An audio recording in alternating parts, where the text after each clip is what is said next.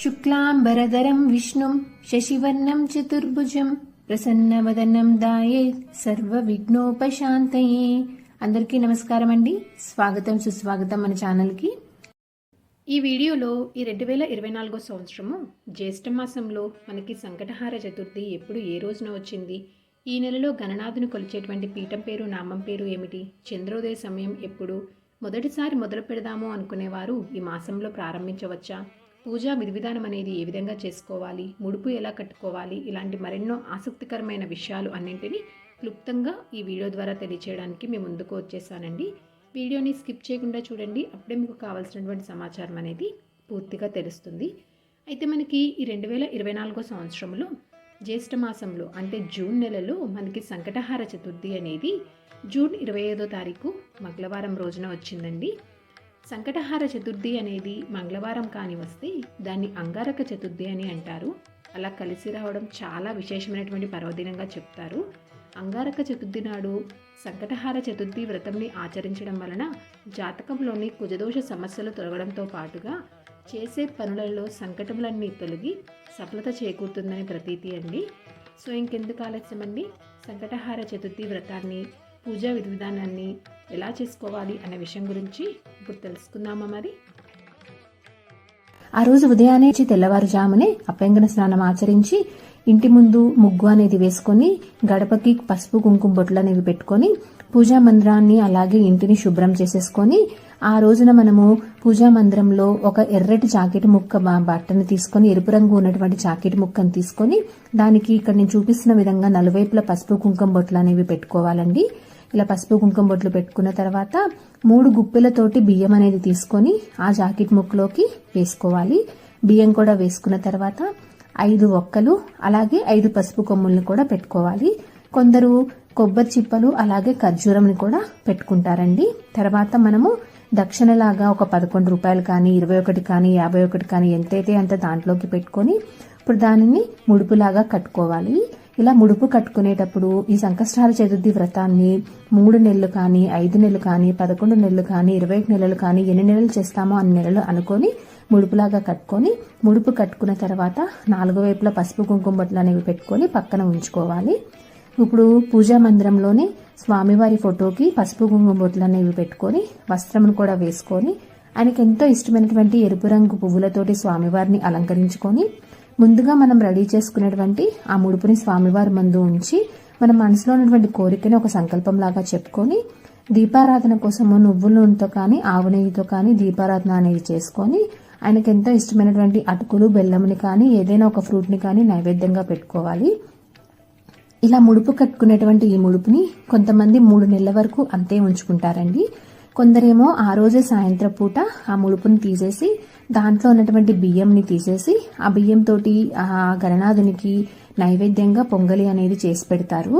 ఇలా ఆ రోజున మనము తప్పకుండా స్వామివారిని బిల్వపత్రాలతోటి కానీ గరికతోటి కానీ తప్పకుండా పూజించాలి. వీలైతే కనుక ఆ రోజున మనము ఉదయం పూట స్వామివారి దగ్గరలో ఉన్నటువంటి ఆలయానికి వెళ్లి ఆయనకి ఒక 5 కానీ 11 కానీ ప్రదక్షిణలు చేయాలండి. ఎందుకంటే ఆ ఈ వ్రతాన్ని చేసుకునేవారు ఉపవాసం అనేది ఉండాలండి.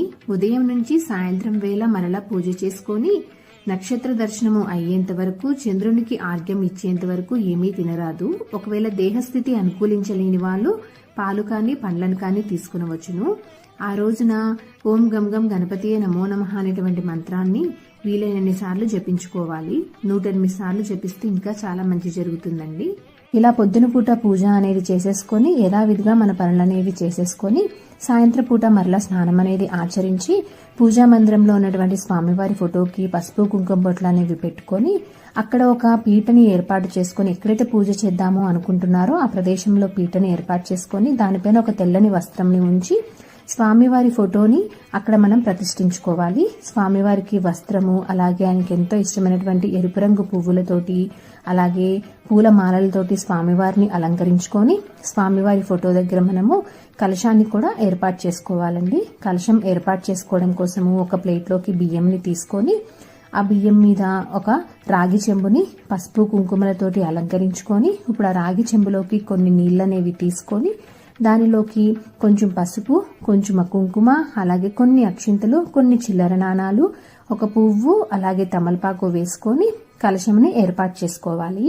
ఆ రోజున మనము అంటే ఈ సంకష్టహార చతుర్థి అనేది ప్రతి నెలలో వస్తుంది కాబట్టి ఒక్కొక్క నెలలో ఒక్కొక్క నామంతో మనము స్వామివారిని పూజించాలండి.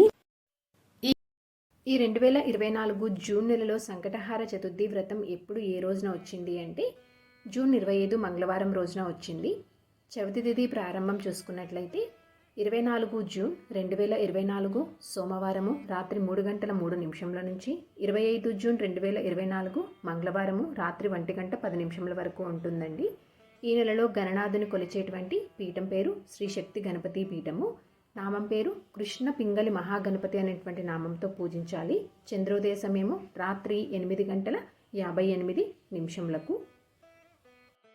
2024 సంవత్సరము జూన్ 25 మంగళవారం రోజున ఉదయం పూజ చేసుకొని ముడుపు కట్టవలసినటువంటి సమయము 25 జూన్ 2024 మంగళవారం రోజు తెల్లవారుజామున 4:50 నుంచి ఉదయం 8:07 లోపు మీరు ఉదయం పూజ అనేది చేసుకొని ముడుపు కట్టవచ్చు. ఈ సమయంలో కుదరకపోతే కనుక ఉదయం 10:35 నుంచి ఉదయం 11:50 లోపు మీరు ఉదయం పూజ చేసుకొని ముడుపు కట్టవచ్చండి. సాయంత్రం పూట పూజా సమయం చూసుకుంటే 25 జూన్ 2024 మంగళవారం రోజు సాయంత్రం 5:50 నుంచి రాత్రి 7:15 లోపు మీరు సంకటహార చతుర్థి వ్రతాన్ని నిర్వహించుకోవచ్చండి.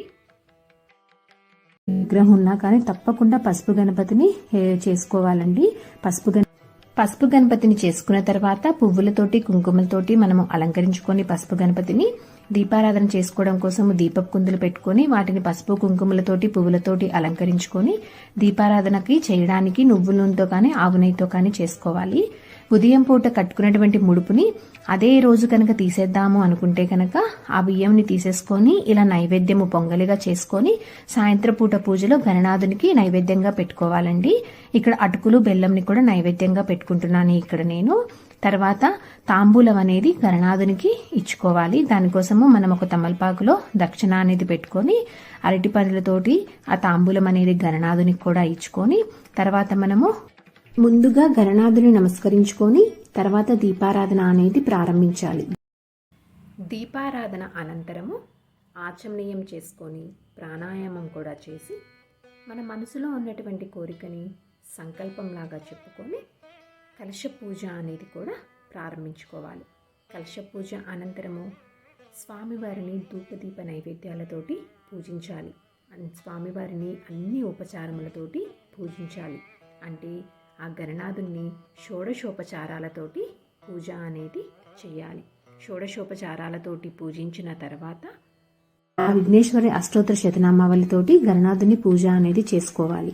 ఓం వినాయకాయ నమః, ఓం విఘ్నరాజాయ నమః, ఓం గౌరీపుత్రాయ నమః, ఓం గణేశ్వరాయ నమః, ఓం స్కందగ్రజాయ నమః, ఓం అవ్యాయ నమః అంటూ ఇలా అష్టోత్తర శతనామావళితోటి పూజ చేసుకొని స్వామివారిని అష్టోత్తర శతనామావళి చదవడం అయిపోయిన తర్వాత కొన్ని అక్షింతలతోటి స్వామివారి పాదాల దగ్గర ఉంచి నమస్కరించుకొని తదనంతరము సంకష్టహర చతుర్థి శ్రీ మహాగణపతి వ్రతకథ అనేది చదువుకోవడం ప్రారంభించాలి.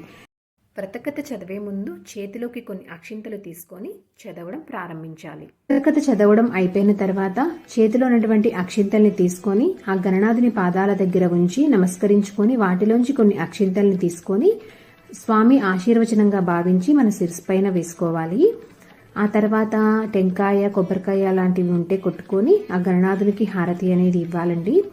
మనము ఈ సంకష్టహర చతుర్థి వ్రతం రోజు ఉండ్రాలు చేసుకుంటే చాలా మంచిది. ఒకవేళ వీలైతే 21 ఉండ్రాలు చేసుకోవాలి. అలా చేసుకున్నటువంటి పక్షంలో అయితే ఒక ఉండ్రాన్ని ఆ గణపతినికి సమర్పించుకొని మిగతా 20 ఉండ్రాల్లోంచి 10 ఉండ్రాళ్ళు మనము ఉంచుకొని మిగతా 10 ఉండ్రాళ్ళు వాయనంగా ఇవ్వవచ్చును.